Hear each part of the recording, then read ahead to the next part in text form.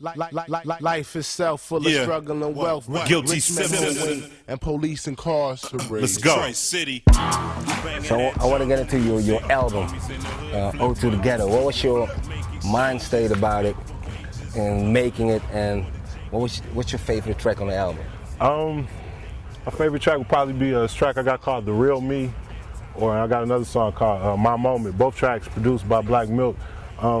Basically, my mind state for Ode to the Ghetto, man, was, to kind of give somebody a real commentary, what's going on in Detroit. I didn't want to alienate any other region or any part of the world that might have been listening to my record, but I just wanted to give them a feel of Detroit through my eyes. At the time when I was writing that record, I hadn't been many places. I had traveled, but not all over the world like I'm doing now.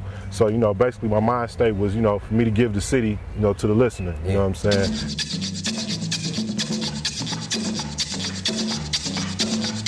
Your intro, the American Dream track. What made you do that track? Or what was your whole thought process about it? I knew where I was going to take the record, as in like the songs. So I think American Dream was the ultimate song to start the record with, because it gives you the conditions that we deal with. And, the rest of the album was the result of the conditions that we deal with, about the American Dream, where they implant, in your head, that drug dealers, the American dream from when we was young, watching Scarface and all these different movies.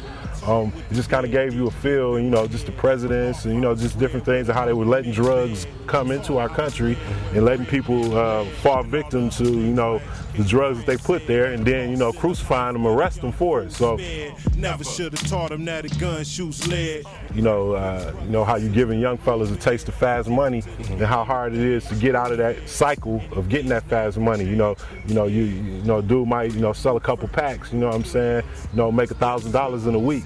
And then you want to convince him that it's better for him to, work at McDonald's and get 300 every 2 weeks, So just mentally in those conditions, man, I just wanted people to, kind of empathize with the people that's in that position, that's dealing with, the pressures of, not having nothing, So I think that was very important, and by being an American dream, just letting you know that they glorify that.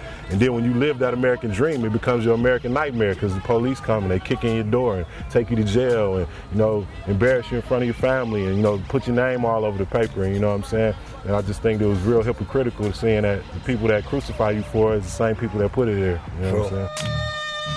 This for MySpace Lowdown, and you got a lot of young artists try to come up with, they got their profiles on MySpace. Right. Do you got some good advice for upcoming MCs? It gives anybody an opportunity to be an artist, which is good and bad. Yeah. Sometimes it clutters and floods stuff too much, Like I might get an email from 10 producers in a day saying, listen to my beats. If I listen to the first six producers' advice of going to this page and listening, and it's garbage, chances are I might not listen to the last four, and the last four might be the ones I really needed to listen to. Yeah. So it kind of gives everybody that voice, but at the same time, it's good and bad. You got to weigh the pros and cons, and it's a powerful tool. I know I've been able to make a lot of connections and, make a fairly decent income just off of MySpace in general, and collabs, and I've had grown great friendships from it, and different stuff like that. And, so it's definitely a powerful tool, but my biggest advice to, the people that, trying to get on with the music, man, is surround yourself by people that's serious about doing what you're trying to do, you know what I'm saying? You got a crew of knuckleheads, you eventually become a knucklehead too. If you got a crew of people that's, successful, that's trying to get things, even if they don't have the money, they have the drive to, move ahead, you know what I'm saying? Those are the people you surround yourself with, and, I think you get more accomplished like that, as opposed to your friends, yes men, that, afraid to tell you that don't sound right just because he thinks you might, remove him from your cipher, you know what I'm saying? You don't really need people like that, you know what I'm saying? You need somebody, even if y'all bump heads sometimes and disagree, if y'all got the same goals and that person is willing to match your work or even work harder, then that's a good teammate to have on your team. You're not always going to get along with people, but the overall goal is to get that music out. So, I think, just get serious about your craft, man, and do it like that.